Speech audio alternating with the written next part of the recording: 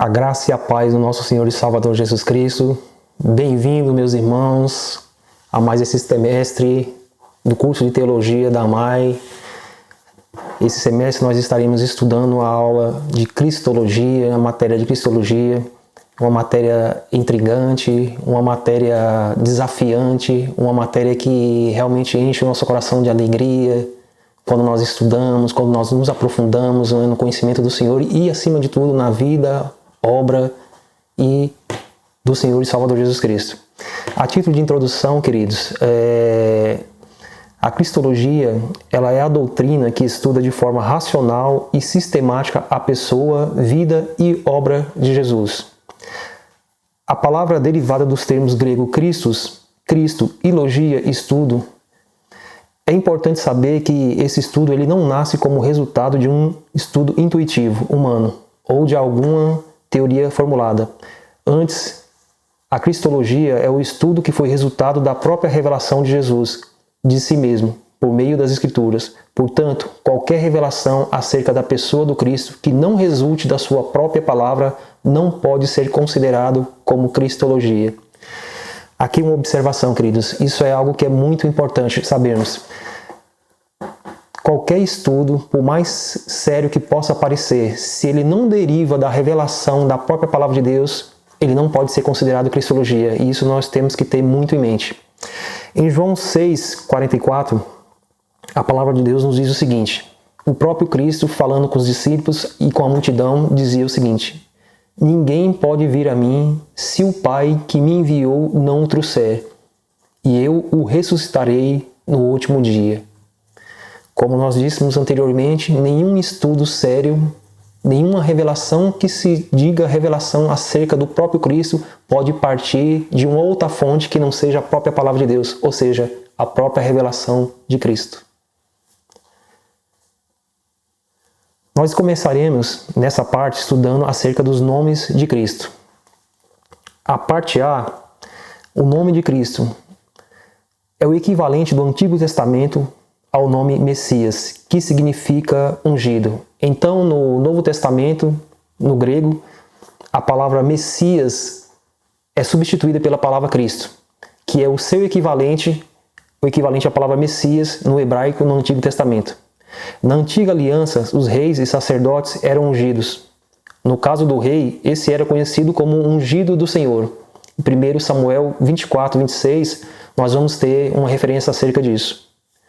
Há apenas um único exemplo de unção de um profeta em 1 Reis 19, 6.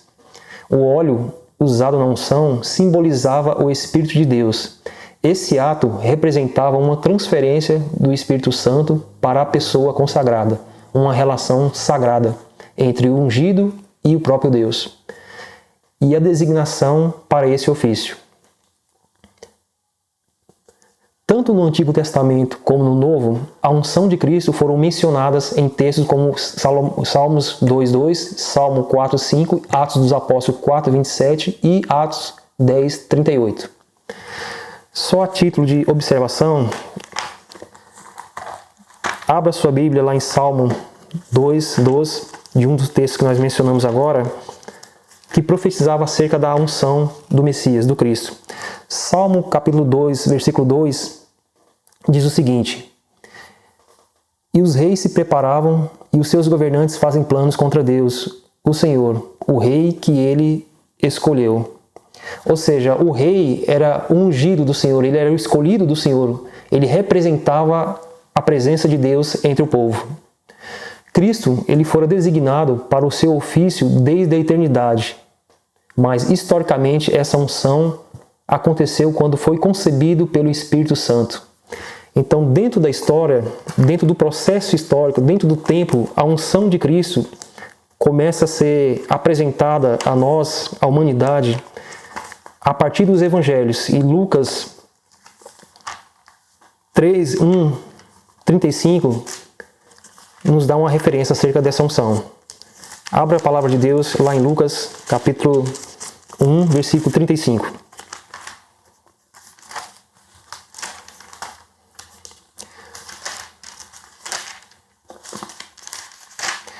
Nos diz assim a palavra do Senhor: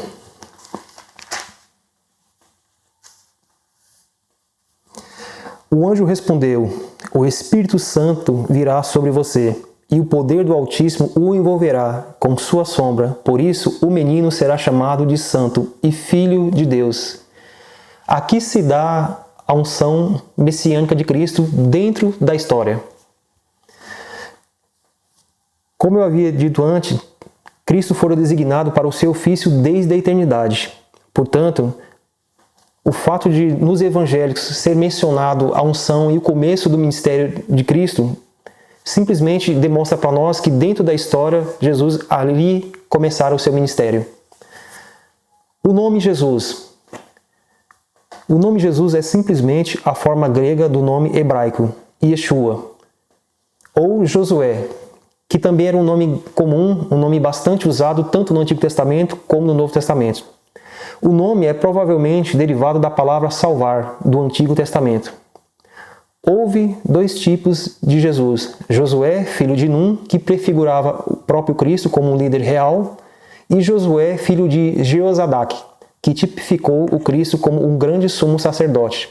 Isso está lá em Zacarias, capítulo 3, versículo 1. O nome Filho do Homem.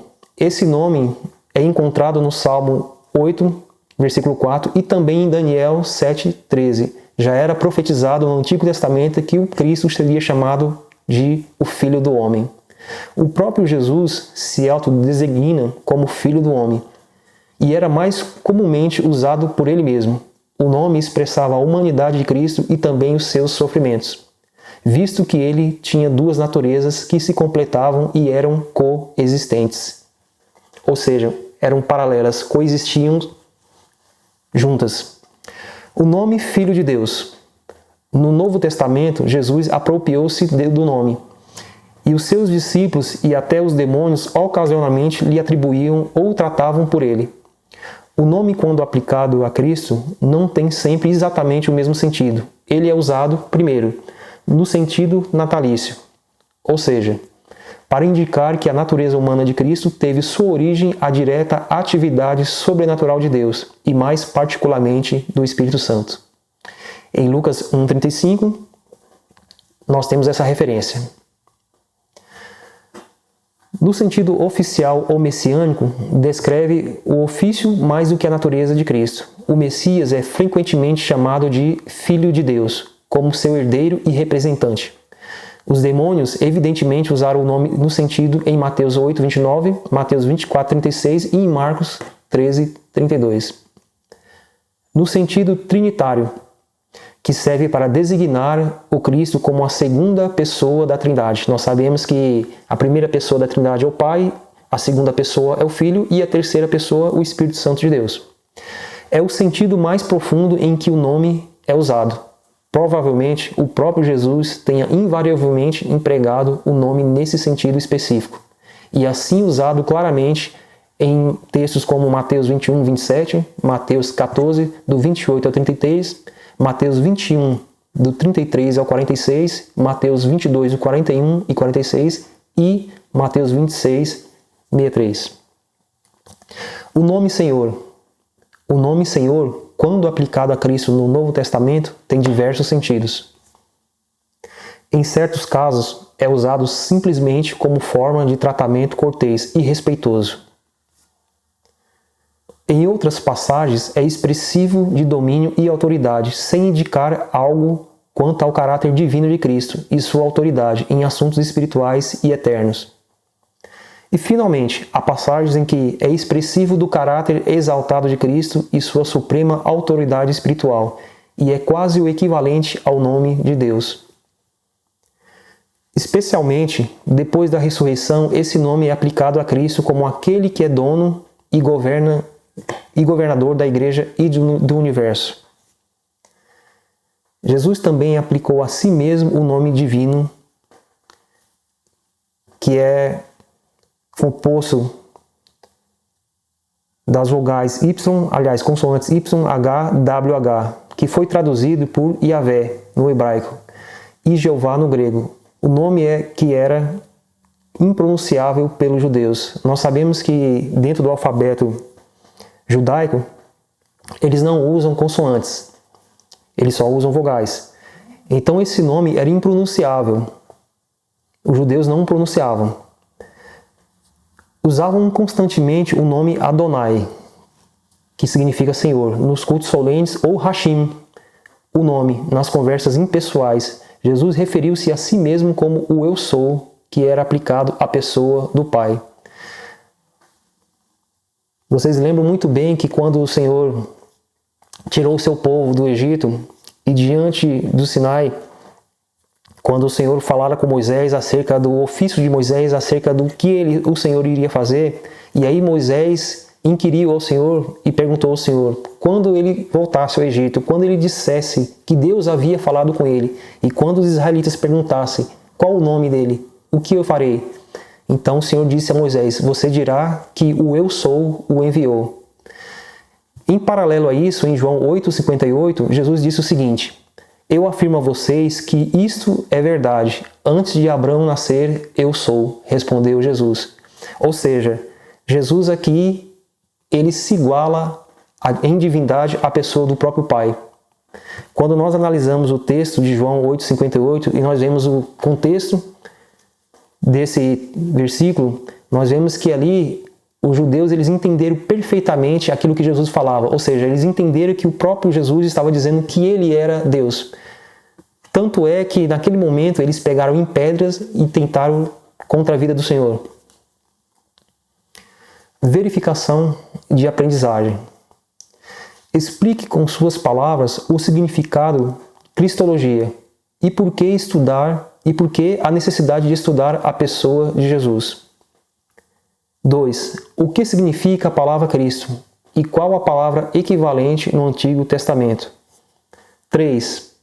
Quais os 3 sentidos da expressão Filho de Deus aplicado a Cristo no Novo Testamento? Explique cada uma delas. Agora nós daremos uma pausa e em seguida falaremos no segundo tópico sobre a natureza de Cristo.